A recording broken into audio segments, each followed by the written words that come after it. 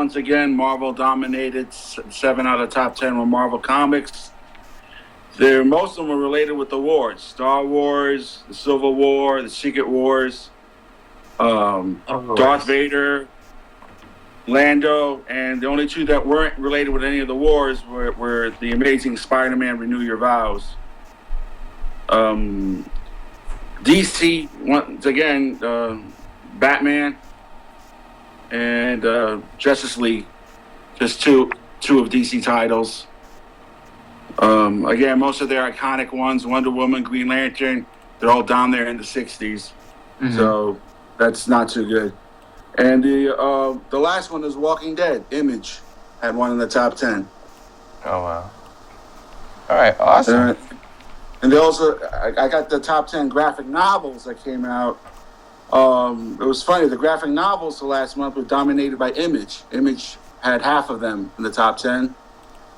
Marvel had 3 and DC had 2. And the one with DC was the Killing Joke. The one that Alan Moore wrote. Killing Joke is great. I love that. That's my favorite one. You know, it's kind of... It was a special hardcore edition of it, but still, I mean, this is... They're just I have all of them. They're great, though. No, they're great, though. If you actually read through the new Killing Joke comics, actually really awesome.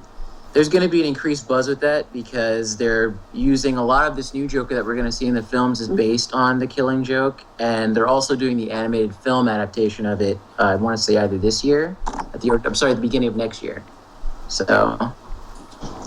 that's why you're going to see that popping up. It's funny how the old ones kind of resurface when there's like things that are coming that reference it. So what would you say would be the difference between the film Joker and maybe even, let's say, the classic 60s version Joker? What's the difference in the Killing Joke?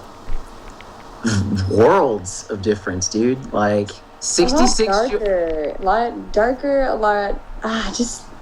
I don't even know. I don't have the right adjectives to explain that. To be honest, I don't. Because the adjectives we don't like that word. So you know what I'm talking about, Drew. We don't use that word.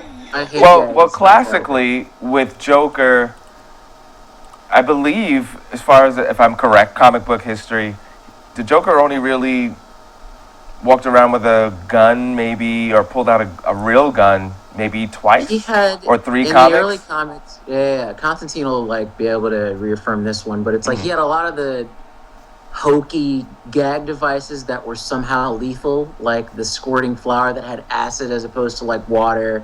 He had the pop gun, which wasn't really a pop gun. You just thought it was the first time you pulled the trigger. Okay. He had all kinds of these little tools that were supposed to model the clown or the whole man who laughs model, that whole archetype. Mm-hmm. And then over time it got more lethal and more creative, and that's what kind of gave us that more dangerous street level killer that we know as the Joker.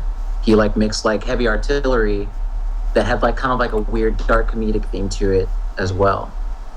So, but 66 Joker and Killing Joke, it's night and day, dude. Night and day. Killing Joker is just a lot more gruesome, a lot more no F's given, doesn't care about anything or anyone and will do whatever it takes to get what he wants. And I think that's a big difference. There is that sense in the original Joker, but they bring it out more and it just kind of takes over.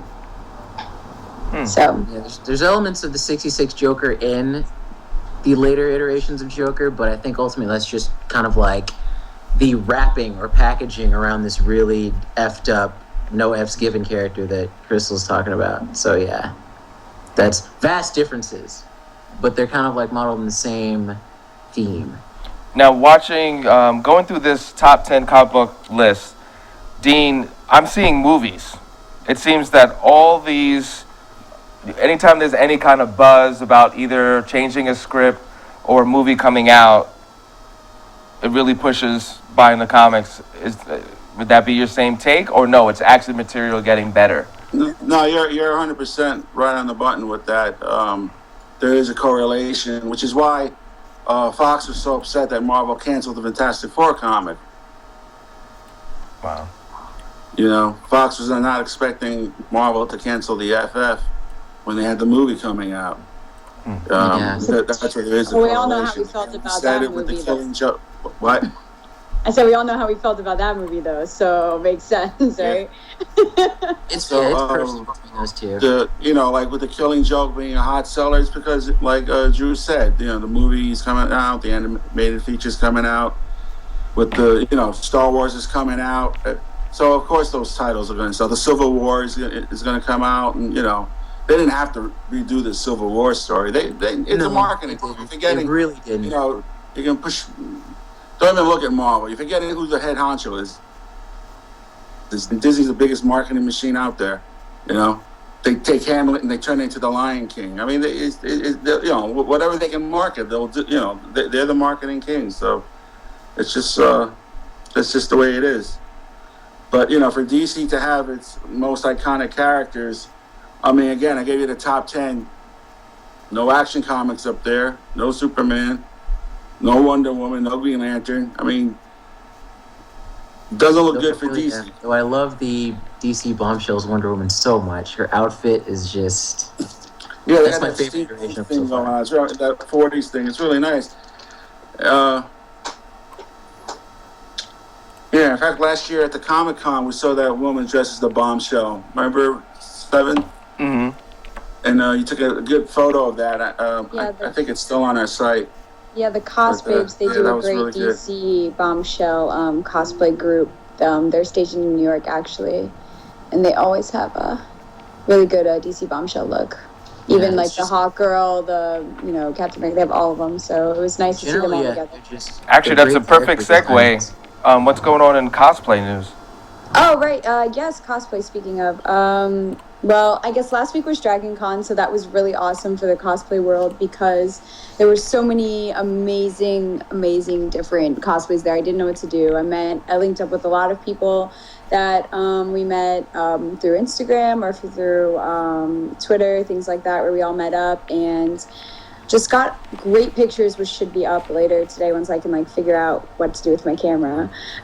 But other than that, it's intense. I guess the difference between NYCC, what you guys seen, and then Dragon Con is the level and the what's the right term? Just how intricate they are. You wouldn't see, Gundam cosplays or full-on armor cosplays at NYCC. It's just too much to trek all the way down to the Javits Center. While the Dragon Con, since it's held in the hotels, kids can just walk out of their rooms in full-on armor, full-on Lord of the Rings ready or Mass Effect. We saw just so many group cosplays. I literally couldn't keep my mouth closed the entire time, so that was pretty bad. But it was great. I'm freaking out. I just want to go back now. Dragon Con needs to be every day. That's the con to go to. When it comes to cosplay. Yeah, when it comes to cosplay, wow, just awesome. Just awesome. Now, what is the air like right now within the cosplay world? Because everyone's building up for New York Comic Con.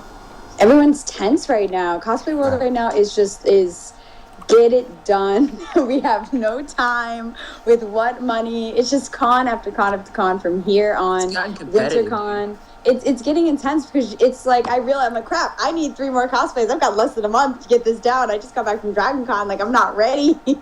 I'm not ready for NYCC, but it happens. And I think that's the beauty of the cosplay world is once you get into that level and everything finishes right before the con, you're just oh my gosh, I can't believe this is so beautiful. I can't believe this happened. And then you get amazing pictures and then you're all right, cool, I did it. So